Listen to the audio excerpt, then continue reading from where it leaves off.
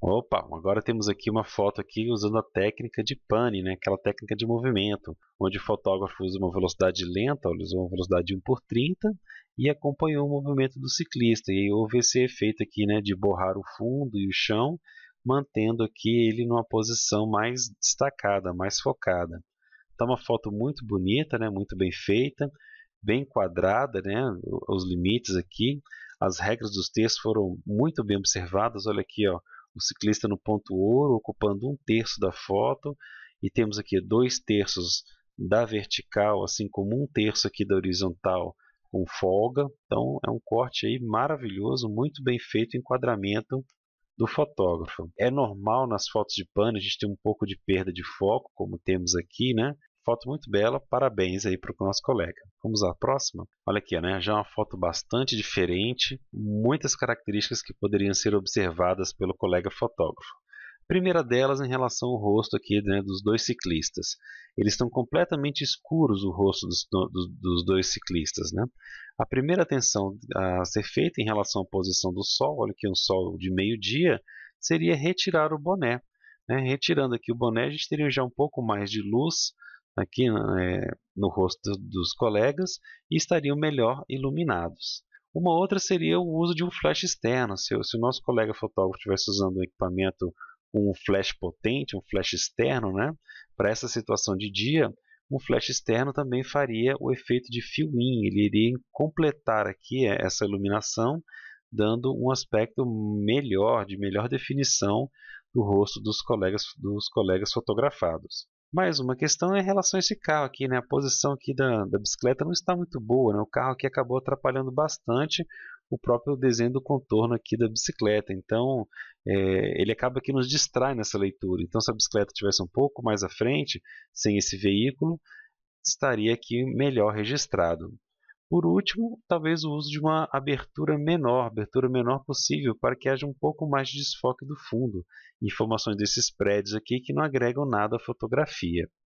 Então, aqui no pós-processamento, o que eu poderia fazer no máximo seria um aumento aqui de sombra, para tentar um pouco mais de ganho aqui na iluminação do rosto.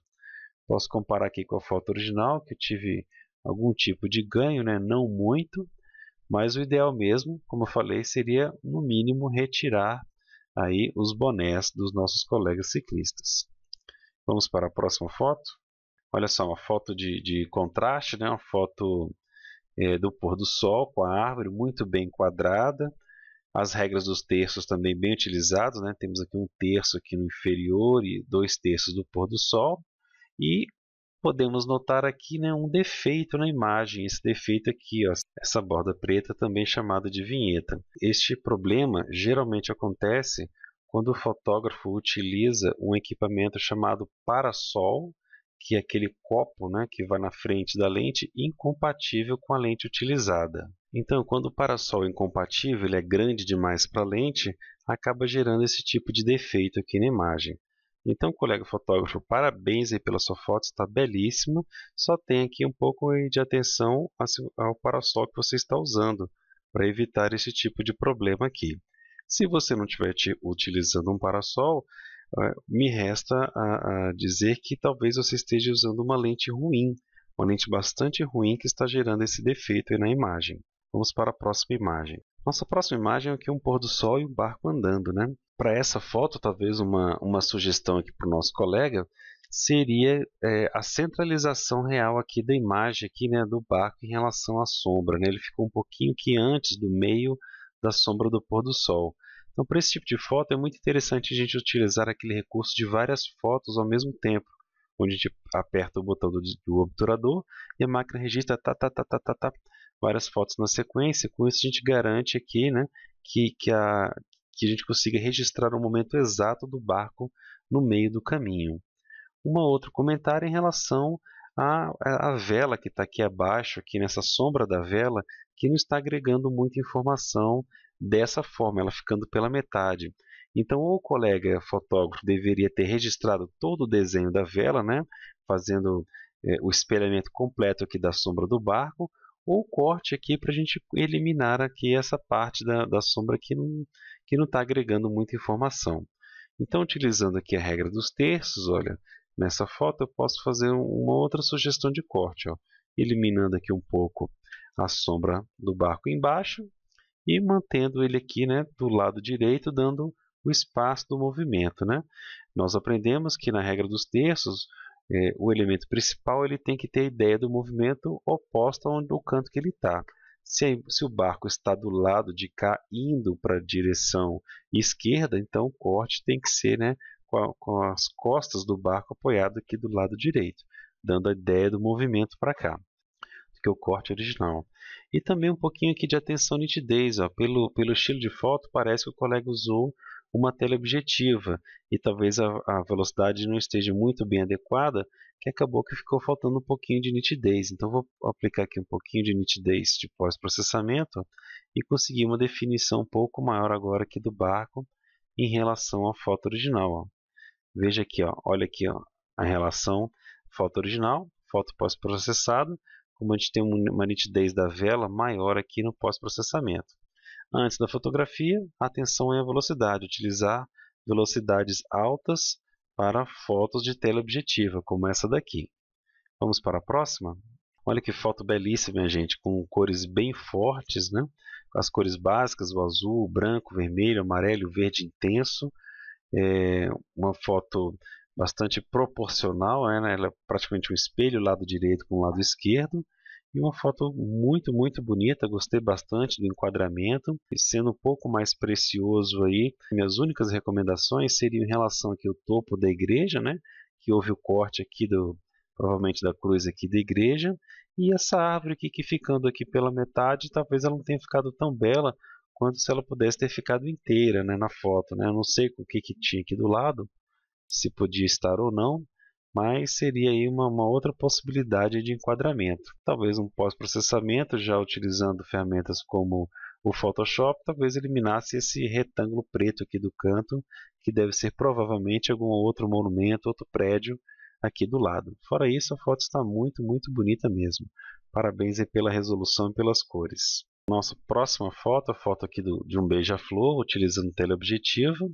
E conforme eu já falei anteriormente, as fotos com teleobjetiva nós precisamos usar velocidades rápidas para evitar aqui, né, essa coisa do tremido, da perda aqui de informação, a perda de resolução da imagem. Ainda mais aqui na questão do beija-flor, a alta velocidade da hora de registrar, né, o obturador rápido, também ia dar o benefício de a gente ter um desenho mais bem detalhado, né? Um enquadramento aqui melhor, né? O congelamento da imagem.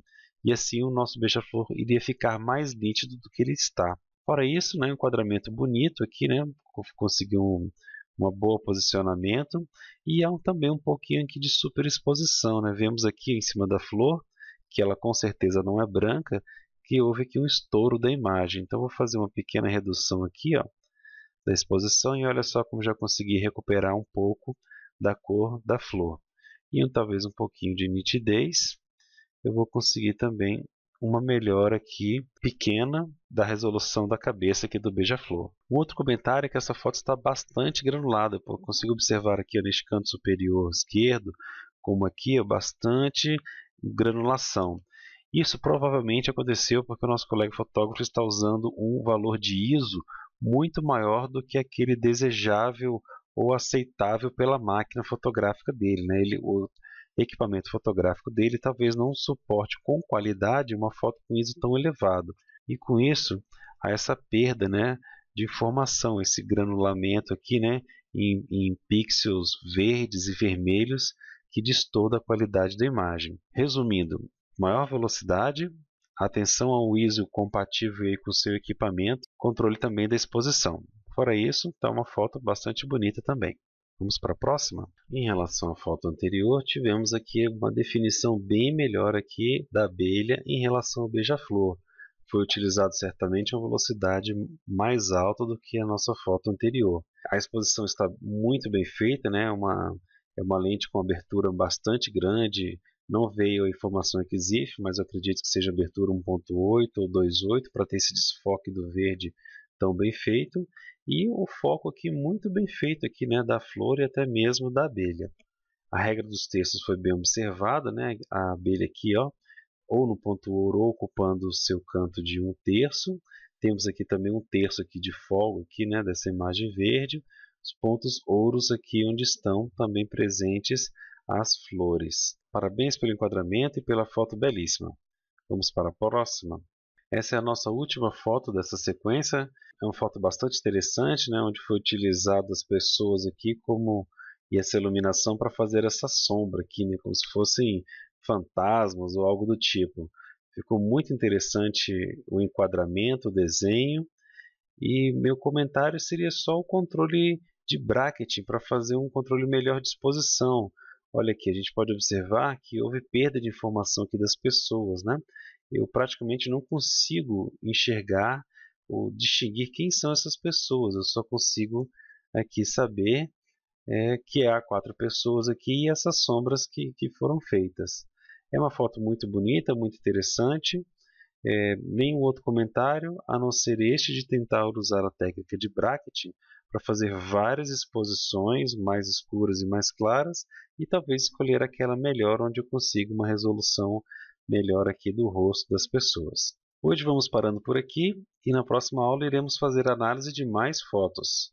Fique à vontade para enviar quantas fotos você quiser para o meu e-mail, este que você vê na tela, e dentro do possível, mande ele com uma qualidade boa, as fotos em alta resolução, ok? Um abraço e até a próxima aula.